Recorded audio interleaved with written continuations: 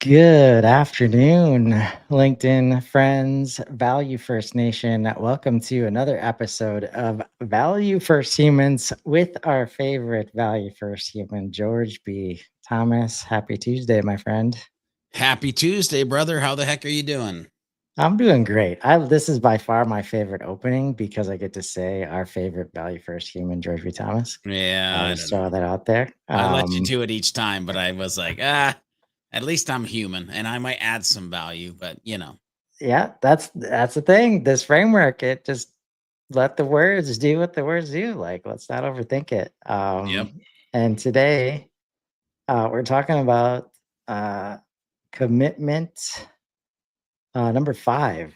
We're on. We did a first episode talking about superhuman framework, where this kind of like jumping off point into some value first stuff. And this is our fifth commitment that I'm just going to get into, and then we'll dive into some conversation.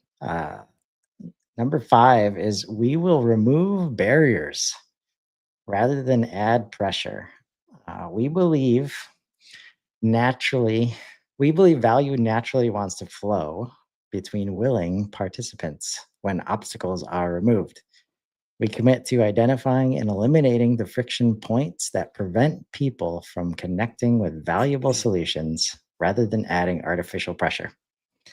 This means we will identify and eliminate unnecessary steps in customer journeys rather than adding qualification gates. We will simplify processes to reduce cognitive burden and friction rather than extracting maximum information before providing value. We will make information freely available rather than using it as bait for lead capture. We will remove artificial gates that block natural progression rather than creating conversion requirements. And we will focus on making it easier to engage rather than creating incentives that feel manipulative. That's no problem, right, George? Yeah, everybody's already doing that. Why are we meeting today? Um no. Yet listen, it sounds maybe it sounds easy. Maybe it doesn't sound easy. Maybe it sounds difficult. Maybe you hear Chris say that and you're like, well, how in the world would I even be in business? Like, what would that look like? So I'm interested to see where we head down the road today. But I can tell you that even I have kind of got captured up into this sometimes, no pun intended. Literally the other night, I might tell the story as we kind of go through this, but the other night I was laying in bed and I'm like, why did I why did I make the choice to add that feature? Like maybe I should just remove that feature because like isn't the ultimate goal XYZ? Well, is that feature actually putting a barrier for them to get to XYZ?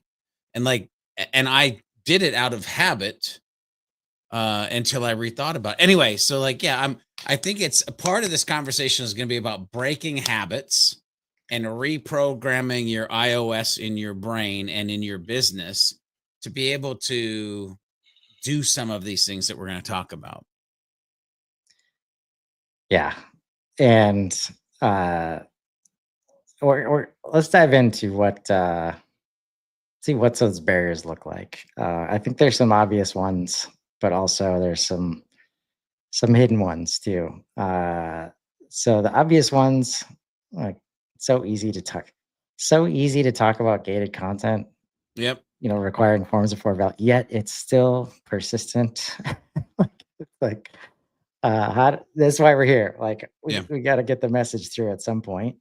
Mandatory demos before pricing, visibility, multiple steps before talking to a human, uh, information scattered across disconnected systems, um, but some hidden ones, internal handoffs that make customers repeat themselves, processes that are optimized for our convenience as the business and not the convenience of the customers, qualification that filters out people who don't fit our assumptions. And communication, this is a big one in the HubSpot ecosystem. Communication that requires people to adapt to our language and our timeline. Mm, And yeah. if you're not sure what that means, it's a barrier when you have to explain deals, the word deals in HubSpot when people are used to saying opportunity, right? And not everybody is there to listen to that explanation about deals. That means it's a barrier, right? Well, I think you can even go deeper than that. Like, the amount of, especially in our space, marketing and HubSpot, the amount of jargonese that there is, right? It's a CRM for a CMS for a XY, blah, blah, blah. Like, it's just, one of the things that I think, I'll say it's a God given talent because I don't think I'm smart enough to actually do it, but it just happens is being able to simplify the complex. And that's what I would want businesses to do. By the way, it might be a great AI assistant prompt. Write the thing that you're going to write and then ask it to rewrite this in the level of simplifying the complex for mere mortal humans and then read what it actually spits out. It might be very interesting what you get. But like the acronyms got to go. The thing that you made up 6 years ago and you're tied to because it's your baby's got to go. Like it has to be, especially now in the world that we're moving into, it has to be all about them. Like we've said it for years. It's what's in it for me? What's in it for we? Like no, it's literally we got to flip that. What is in it for them? And how do we present it, talk about it, build the journey, them, them. And then what does that make us do as an organization? Like I again, today I literally had a meeting and there's a way that we do things. Chris, we do things at Sidekick Strategies in a way. We do partnerships, aka retainers, and we do it based on hours. And I'm talking to this client and I'm vibing with this client, and I'm like, man, they're gonna be cool to work with. And they're like, yeah, unfortunately, we can't do a partnership. We can't do a retainer. Now, I could immediately have been like, heels in the ground. Sorry, that's just how we do things here. But I decided to remove barriers and say, you know what? All right, here's the thing. We can do the same pricing. We just won't call it a retainer. We'll say it's a one time thing. And we know in 30 days, you're not going to use this anymore. Or in 30 days, you're going to decide that you actually do want to turn on a partnership because it'll be the new year. So we'll just do a one time project based on hours for this. And they're like, yep, send over the quote. By the way, it was the same thing Right. for the same price for the same amount of time, just positioned as a one time thing instead of a partnership over time. You gotta we're in a world where you have to be, I'll say nimble, maybe flexible. Maybe the word I'm looking for is you actually care about the outcome that you can create for the human more than you care about the stringent, static process that you have in your organization. I'll shut up. I'll shut up. Oh, that's a perfect example of removing the barrier. And that's where it helps, like the upfront decision that there won't be, like, we will find barriers and be ready to remove them at any cost. Because I remember when we first started working together before I became a consultant, I was like, George, how do you get away with this two-line terms and conditions? Like, it's literally like, just be a good human. That's basically what it says, Yeah, right? Like, you yeah, be a good human, I'll be a good human. And if it doesn't work, okay. Like, yeah, no long-term contracts. And I've started using that as well. And it's just when you can show up that way, first of yeah, all, of course the other person says yes when you like switch. Oh yeah, that's cool. We can do it that way. yeah, And now since your system already like plans for that basically, you yeah, know yeah. that it is just month one and we can call it whatever your process needs to call it. Yeah. What's funny, Chris, is that you brought that up because the amount of humans who, when I say in the initial like discovery call, by the way, I don't even call it a sales call. It's like a discovery call where we're discovering if I'm a good fit or they're a good fit. When I say, yeah, one thing I really hated about working in agency life was everybody wanted a 6 month or 12-month retainer. We don't do that. We want to make sure we're doing good work for you. So the only thing we do is ask for a 30-day notice if you want to up the amount of hours you need or just not use us anymore. Either way, no harm, no foul, but just 30 days is all we ask. And their facial expression is like, Mhm. where has this been my entire life? Right here at Sidekick Strategies. That's where it's been. But it was because I hated the way it felt historically when we had to say that. The other thing is I always make fun of like, listen, just so you know, we don't live in points. We live in hours. Like it's seconds, minutes, hours, days, weeks. So when we do our billing, it's based on hours. And people are like, oh, thank God. Just thank God. You know the amount of people we've talked to and they try to do this point structure that's confusing and all shit, and we don't know what in the world it means anyway. I'm like, yeah, no, we're not going to do that. Like, how about we just keep this human? Yeah. No, all that stuff creates like those are all the barriers, and because they're there, then we create pressure on the other side. Like the points is a good example. The pressure becomes, "Oh, I gotta use the points. Like, let me think Yeah. of something I might not need in this moment." Or the account manager on the other side is like, "Hey man, let's get on a call. Let's figure out how to use these points." Yeah. Meanwhile, Oh both of God. them are like, yeah, it doesn't feel right. Right. And that's where I'm running into this a lot, like, especially as the hourly and like AI approach starts to clash like hardcore, right? Because I'll say, I mean, I doubt you operate differently than you did back then. There was an hourly like allotment Yeah. for Chris at his previous job, but Yeah.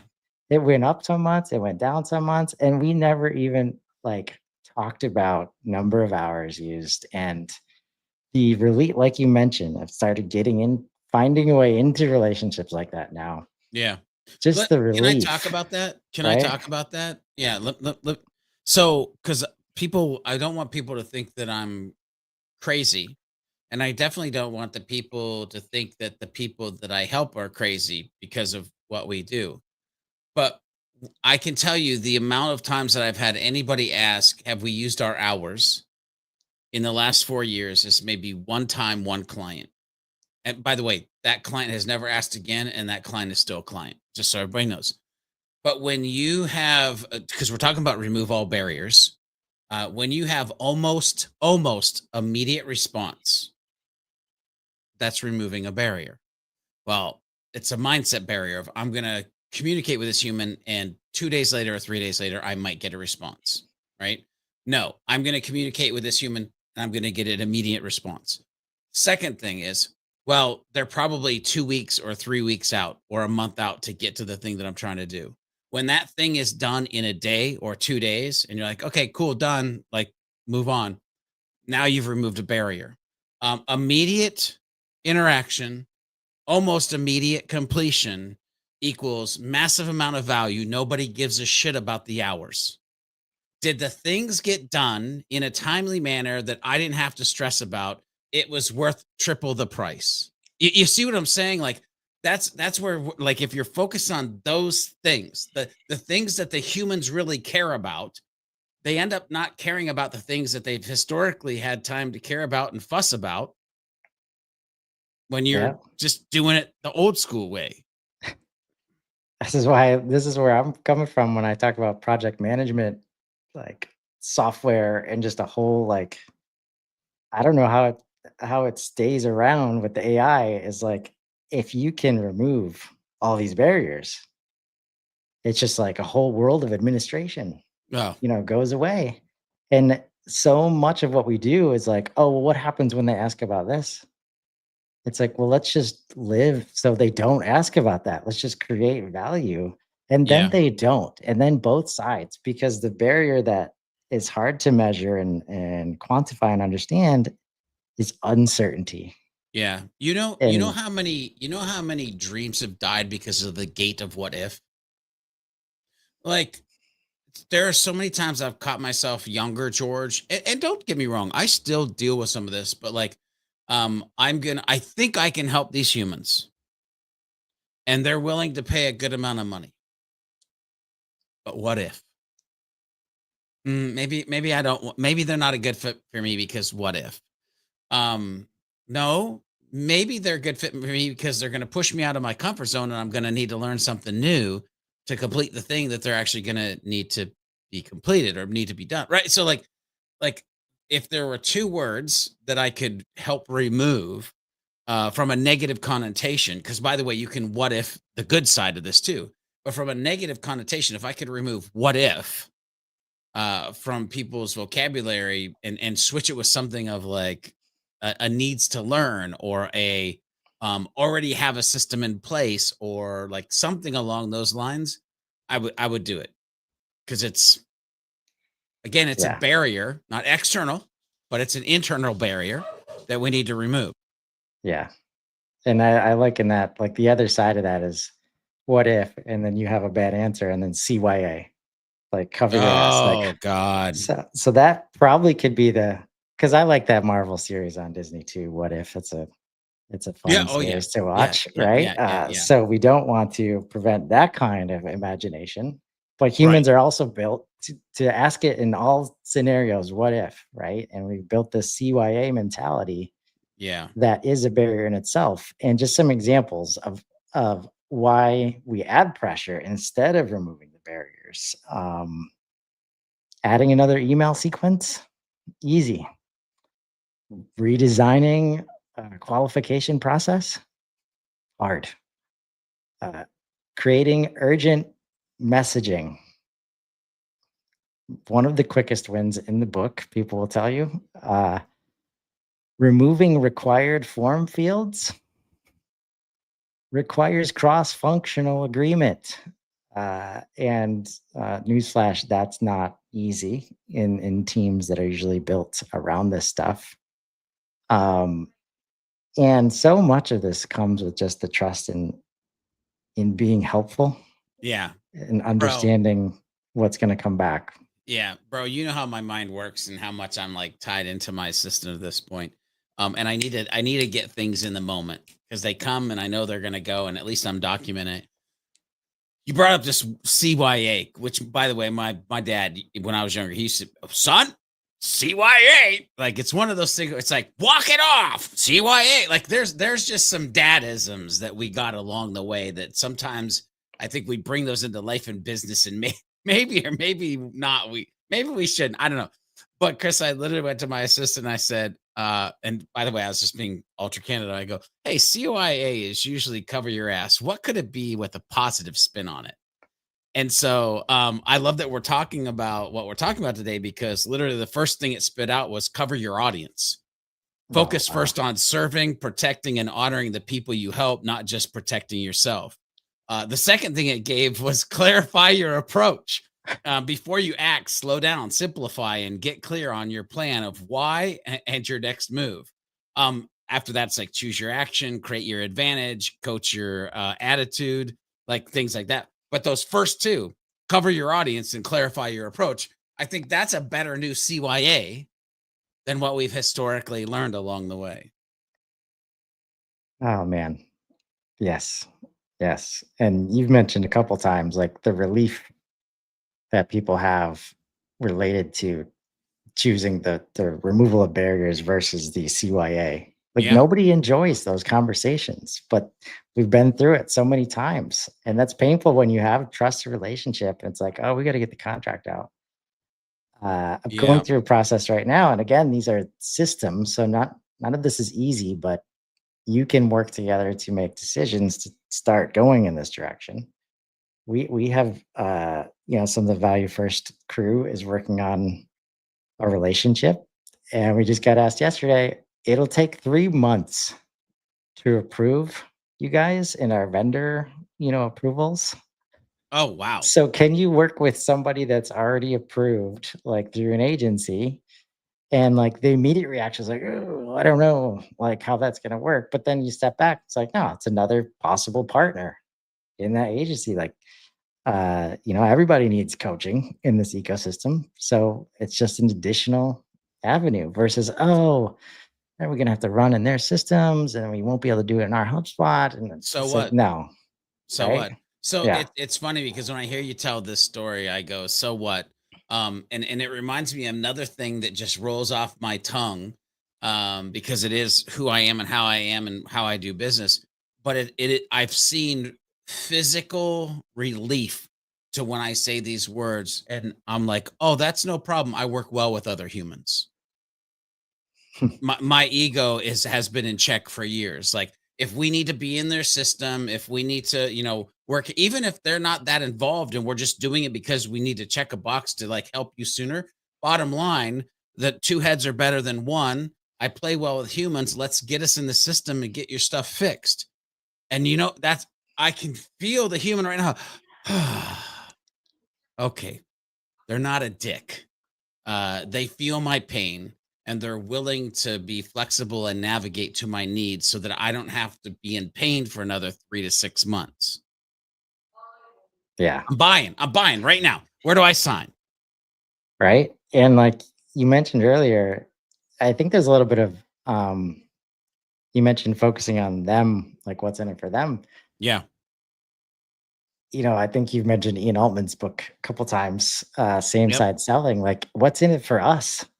Like, Yeah. yeah, sure as hell. I don't want to go through a 3-month vendor approval process. So thank you. Person on the other side who we built trust with is willing to remove that barrier, like on their side. And if you Yeah. don't come to that, like if you don't meet them there and you're like, no, my barrier still stand like, no, right? They're Yeah. doing work, and that's where starting relationships we talked about a few times from that place of just trust, like doing for each other. Yeah. That's where you get the lifetime customers, right? Yeah. And just some other examples that are just crazy. The fact that we have to say these out loud, things like making pricing transparent. Yeah. Oh, why is this such a radical feature for B2B? I mean, I remember hearing that the first time, like when I read the Ask Your Answer in 2017, and the fact that he still talks about it, Marcus Oh, Sheridan, on like a yeah. weekly basis 8 years later, Yeah. because nobody's doing it, right? He's building tools. Another one, allowing people to self serve information without forms. Yeah. Single point of contact who maintains context across interactions. Yeah. Can I can I pause you for a second? Because it's good to say these things, but it's not about saying these things, it's about doing these things.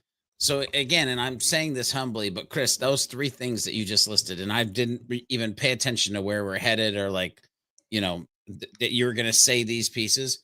I literally have a page on Psychic Strategies for HubSpot Consulting. Two things: one, the pricing is right there; two, you can buy it without.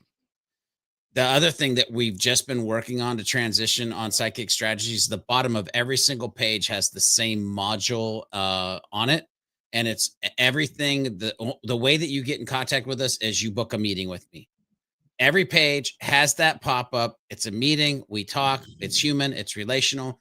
Like, it's the easiest flow to get the answers that you need to see if we can move forward. So like, these things aren't these massive hurdles. They're just mindset shifts to enable your team to put them in the places they need to be. So I say all that to say what Chris is reading is doable. Yeah. And largely because of this last point, AI handling coordination Mm, so humans can focus on connection, yeah. right? And this is the when you get to connection, when you get to value, when you get to trust. Like something I'm doing as we introduced the Value First Team website and there's a My Value Path portal. I am integrating the hell out of HubSpot, like you would, to Yeah, try you and are. create hyper personalized experiences throughout the entire website, Yep. which means if you show up on the website and you tell me who you are at any point, I'm tracking all of that, right? Because that's how I get to the personalized approach. But guess what? When you log into your My Value Path portal, you can see all the data that I have in my system, and if you feel like you don't want me to have some of that data, you have the power to delete it.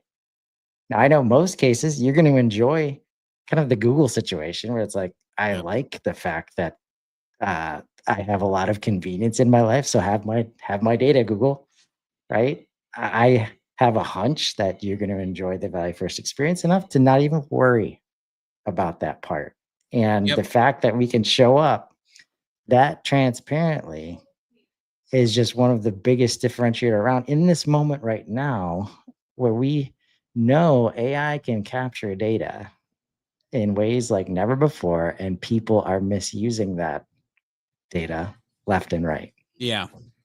Yeah.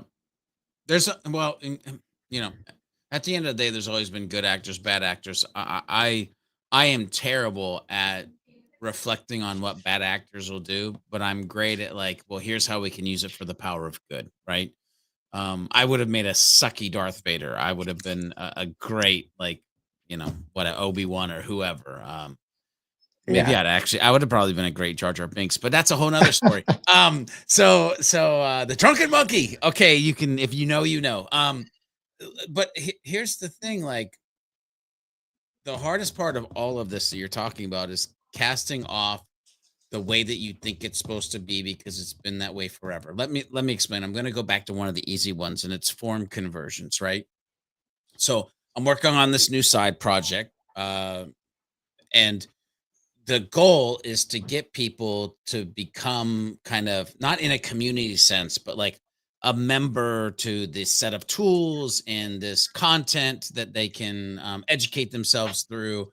And so the goal is to get them to be a member to get access to these things. In that flow, one of the things we created is an assessment where they can do the superhuman framework assessment, and about three-quarters of the way through the assessment, I had programmed in a form conversion, so that I would get information before they got to their dashboard. And again, I'm laying in bed the other night and I'm like, what the frick is wrong with me? Like, why is that there? Why would I not just get them to their dashboard so they can see if they need to focus on one of the four cornerstones or the 10 pillars, or if they're golden and they don't need us at all? And if they see the dashboard and they make their own decision, wouldn't it be nice if there was just a button to immediately take them to the place where they could become a member and get access to these tools and these resources? And so I literally went into my Cloud Code buddy and said, "Hey, buddy, I effed up. In the assessment, we put in this conversion point. Can we please go remove the code, the feature that there is no longer a conversion point, and the human can just get to their dashboard and therefore make a decision if they want to do X, Y, Z, or ABC moving forward." Boom. But I had to like catch myself and I had to realize what's the ultimate goal. And I realized like there's no board of directors. This business is not going to have anything called an MQL or SQL. It's going to be you either use it for free or you become a. Those are the two options. Like, and so again, simplifying the complex, removing all barriers, creating dope experiences for the user. Like that. This is where our brain should be. Yeah. And that's such a refreshing conversation yesterday. People are starting to rally around this particular KPI, um, which is conversations. Like, Yeah. Yeah. how many conversations can we have? Right. And what George just described there is the willingness to say, okay, usually we put the form there because we want to be in control of whether or not we have a chance at that conversation. Yep. Meanwhile, if value is provided, they're gonna strike up that conversation. When they do, everybody's starting from a better place, right? Yeah. And if they don't, that's also good for everybody because it's not a fit or they're not ready or all these things, right? And you just start from this place of trust. And those things, like, I know like anybody listening to this, we feel that, right? And like a couple episodes ago, you closed on like when's the last time you interacted with a business and felt relief, Yeah. right? Like Yeah. People notice when things are easy. They remember when somebody made it simple, when usually it's hard. And that relief is like one of the fastest ways to just loyalty, advocacy, connection, meaningful conversations where we're not on guard the whole time. Like the whole idea of like negotiation and doing battle in these initial conversations. Like Yeah. nobody wants to do that.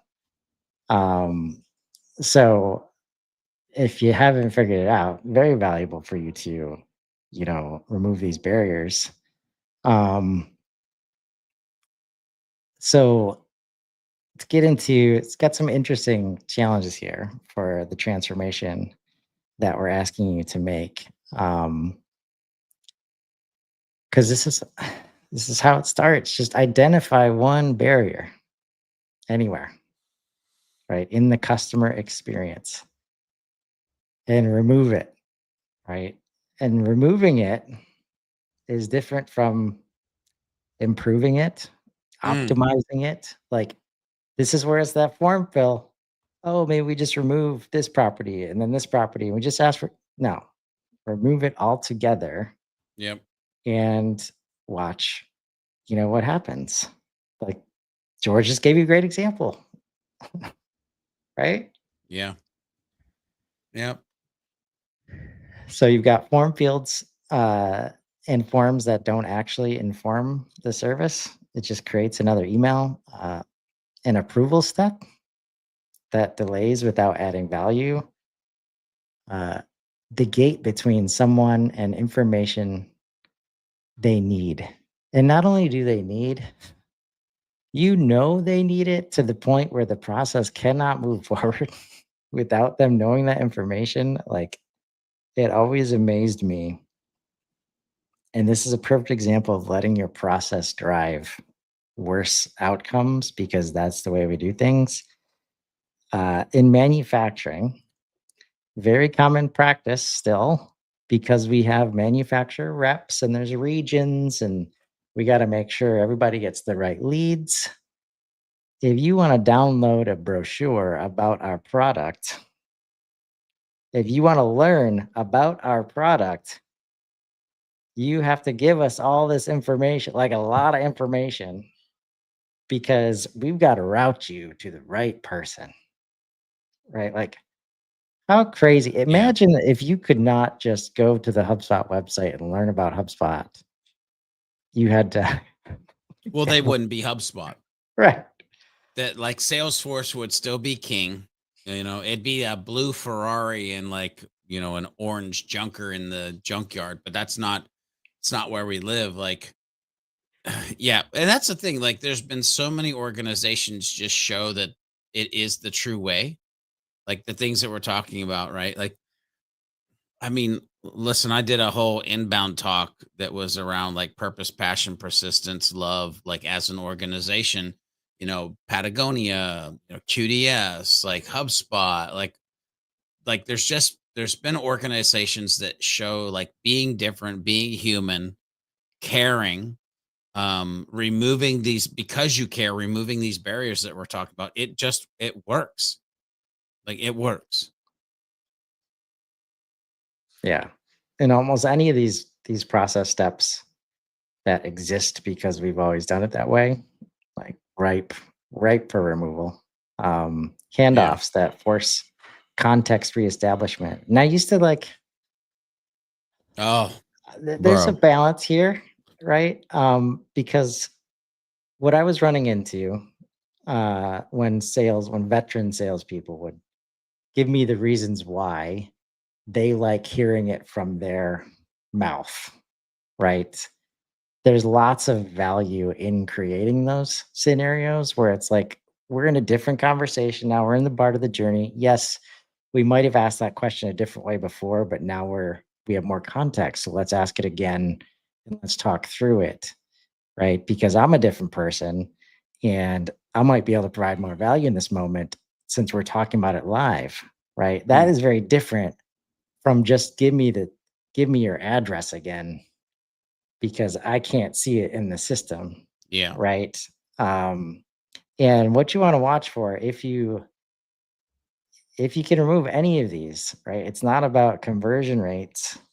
It, they will improve though, likely. Mm, Relief signals, right? People moving faster, expressing surprise at how easy something was, like that phrase, expressing surprise, right? Guess what AI is pretty good at? Reading transcripts and picking out moments like that, right? Spontaneous positive feedback.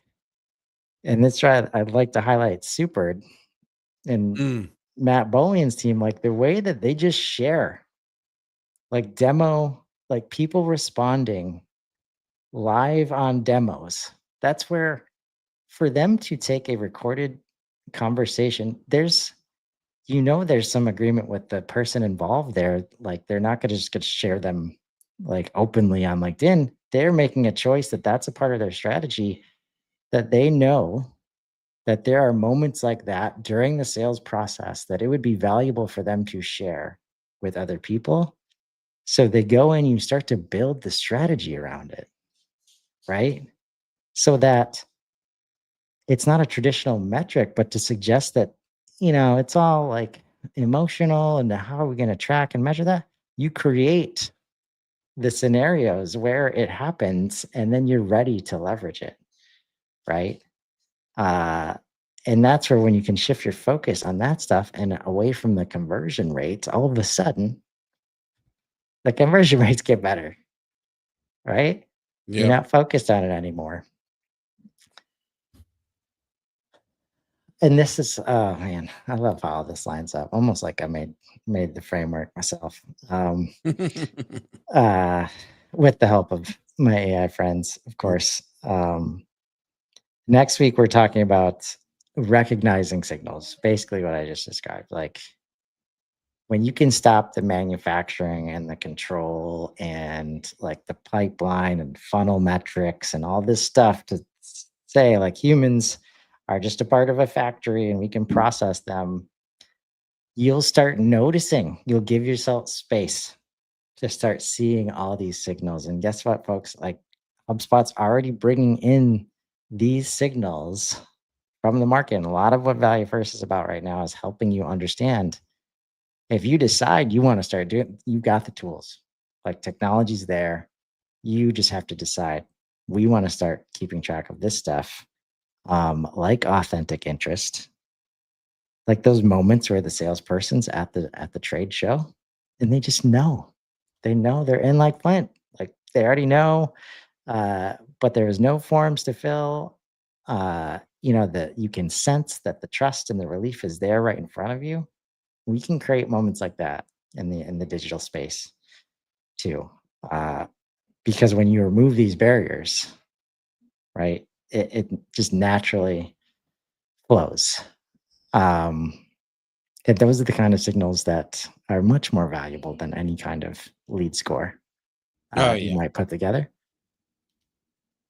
Yep. Yeah, lead What? scoring. I tell you, it's well. Anyway, different Yeah, podcast. yeah. Looking back on the conversation today, what's one thing you want related to, let's say, barrier removal, uh, that you'd like to help people? I mean, I'll just say this. It's a choice. It's a choice. You're either gonna be about it or you're not. If you're about it in the future, your organization will grow in a different way. I might even say in a healthier way. If you're not, your organization might grow, but it might be in maybe a toxic way, right? There's so many things that we don't think about when it comes to leadership, when it comes to organization, when it comes to culture, or I should say, some of us don't think about. There are many of us out there that think about it, and I just think that you having the choice or you talking to leadership about the choices, and then making the choice to take action on some of the stuff that Chris and I have been talking about today, and or previous episodes. If you missed, go watch them. Um, just make a choice and go with it. Make a choice and learn from it. That's what I'll say.